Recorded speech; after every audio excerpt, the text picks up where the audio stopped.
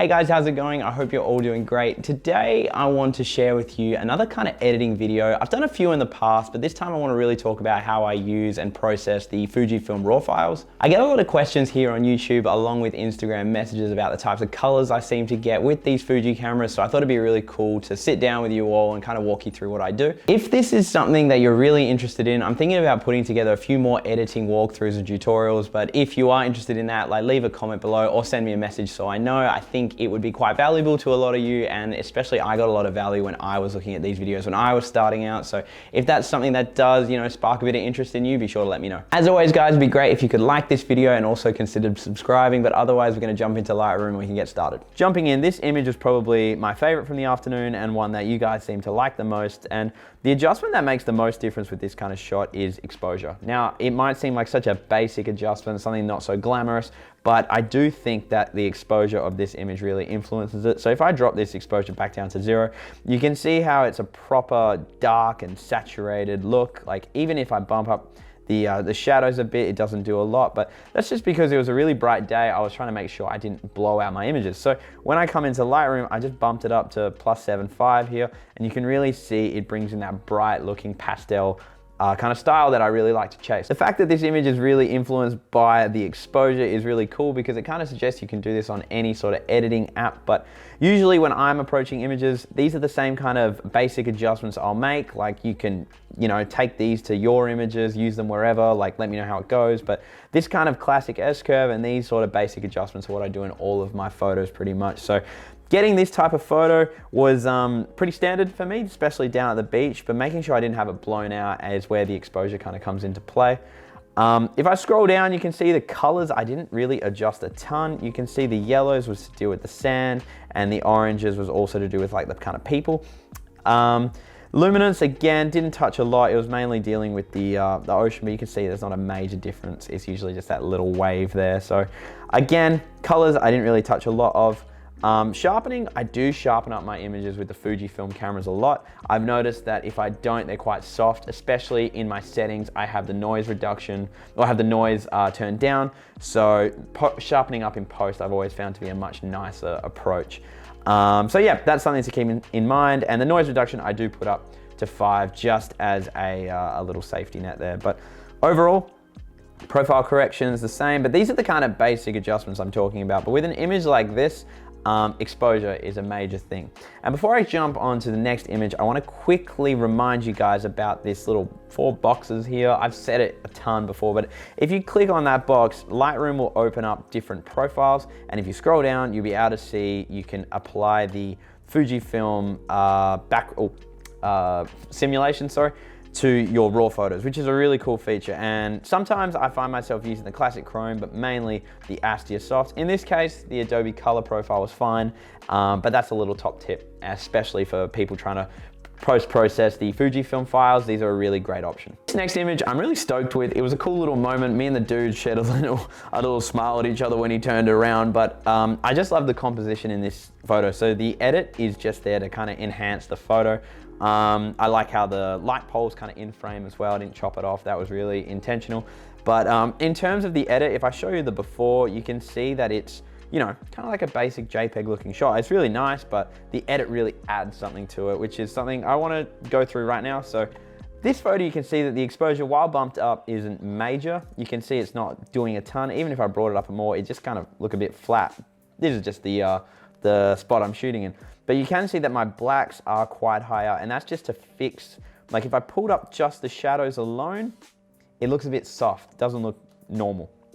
So while keeping some shadows while bumping up the blacks is how you get that look where it's still bright, but kind of a shadow as well. At least that's kind of what I found.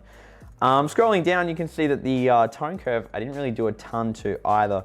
Again, I would have sharpened this image up, clearly not as much as the last one, but that's just obviously a preference there. But the main thing with this image is, again, how the vibrance is pushed up. So if I drop that back down, you can really see the ocean kind of goes away. You lose that blue in the sky and that yellow in the landscape there. So that is something that I think is really important in terms of my style, but also like if you do want to make sure you have it looking bright and popping, but without the saturation, because the saturation pop, in my view, is a little fake. Like that looks a bit too overdone. So I've usually just found myself playing with the vibrance, and I've said that many times, and it's just a really handy thing to know, because I think, in my opinion, the vibrance really does a nicer job of brightening and popping your images. The next thing I want to talk about with this image is the coloring. So fortunately, this guy does have on a blue shirt, which kind of matches the background, whereas, and it's also contrasted to the foreground. That's kind of handy. You don't always get that, but a few photographers I follow and really admire, they've always said like looking for color in your images is a really powerful tool to making more compelling images. So that's something to look out for. And then come editing, you can really accentuate that and really highlight that. Here is just another example, like the yellows and the oranges. Orange and blue are complementary colors, so they work great together. In reality, you can't really see that orange and blue or that yellowy blue kind of look. So bringing it up in the edit really highlights that. So that's something that I did on the day and got to highlight in the edit. Something that you should really consider when you're talking about editing photos is that it's there to complement what you're doing. This final image definitely was liked by most of you. I really like this photo personally. I do think a few of the others are a bit more better in my opinion, but you know what, it's still a great shot that I'm super stoked with. But with this one, again, same kind of edits, but one thing I do want to talk about is the spot removal I did of this kind of dude, his friend, on the day. The reason for this was that I really thought highlighting just one minimal subject would make the photo a lot more powerful. Now, I don't love to alter my scenes as much as some people do, but I think like getting rid of this character wasn't that bad, especially he is in the ocean. He got to duck down for a little swim, so I could have missed him anyway. But the reason I got rid of him was to just highlight this singular subject. That's a really important thing with this image, I feel, is that like you're kind of drawn right in. There's not a lot of distractions, which is key. But moving on to the basic adjustments here, again, exact same. So the reason they're all the same is because this shoot was on the same day, same light, and me. It's very similar style. So this is kind of why these are similar. I know I could definitely take a different approach with some different presets, but to be honest, this is the kind of look I'm going for. And again, I was kind of highlighting what was there on the day. So like you can see the blue water along with the orange sand, and then come the edit, I've just really highlighted that. I've made it a lot brighter, and that's deliberate. You can see the exposures up +8.5, but the whole reason for putting the vibrance up is that kind of warm sunset was how I was feeling on the day, and I do feel like the raw photo kind of has it, but not really as good as the edit does now. So that's why I've done this. You can kind of see in the sky, I've added a bit of grain. There is I put 20 and the roughness of 50. So I don't always put grain in my photos, but the reason for this was that this is just kind of like a real nostalgic moment. I thought it suited the image really well, and it didn't overpower it either. It still looks clean, especially composition wise. But in terms of this photo, I didn't actually use any of the Fujifilm presets or simulations, but I do remember, the classic chrome one looks fantastic. So this is a really cool option for people shooting on Fujifilm cameras, because it means you get to start with this awesome looking base and kind of build off that. I don't always do it. I really should do it more than I do, because to be honest, like that classic chrome look looks awesome. So I'm gonna keep that, to be honest. But yeah, in terms of this image in particular, the profile was one thing I just fixed up then, but the main thing was the spot removal. And kind of going back to the start, like this is a compositional decision, and then come the edit, I get to really highlight how I was feeling and how I wanted the scene to look on the day.